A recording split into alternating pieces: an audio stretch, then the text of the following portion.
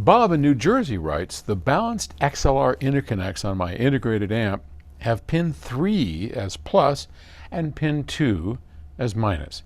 If I want to connect a component such as a CD player that has balanced with the opposite, where pin 3 is minus and pin 2 is plus, which is the reverse of the amp, the manual seems to indicate that I have to invert the phase on the CD player or the amp. I don't really understand this. I would appreciate if you could explain phase and how it applies here. If I have to change the phase, am I better off doing it on the CD player or on the integrated amp? Thanks in advance. Okay, yeah, so phase is polarity, or phase is basically when we have a sine wave that goes up and then down and then back up through what we call the zero crossing point. Okay, so here's the zero crossing point, and we go up and down and around. That makes a sine wave, right? But what if we did this? Down and then up and like that. Now, what would the difference be? Well, to a speaker, if you start at 0 voltage and you start going up, what happens? A speaker then moves out, and as it comes back and goes like this, it goes back to 0, and then it pulls back. So you get this push, pull motion, right? So speaker goes forward as we go up and backward as we go down. So what's the difference? Well, in phase means when you do that, speaker does that.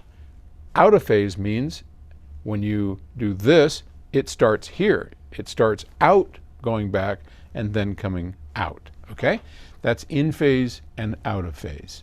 And the pins, 2 and 3, on an XLR are the two phases, if you will. And so one is going up, the other is going down. And there is a standard for that.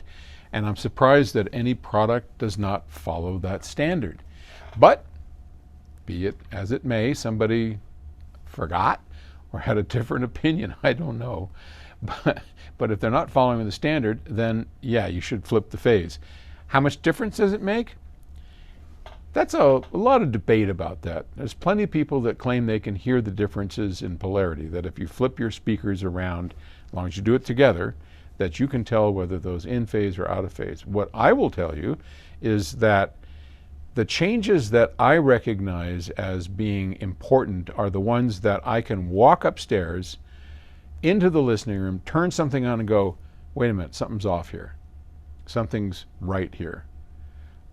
If somebody were to flip the phase, the polarity on our speakers, and I were to walk upstairs right now, I could not tell the difference. That music is going to sound the same to me whether it was in. Now, if I do it quickly, maybe, but I can walk up into that room and instantly tell that a new circuit's in there, instantly tell that there has been a change to something, but polarity? No, I can't.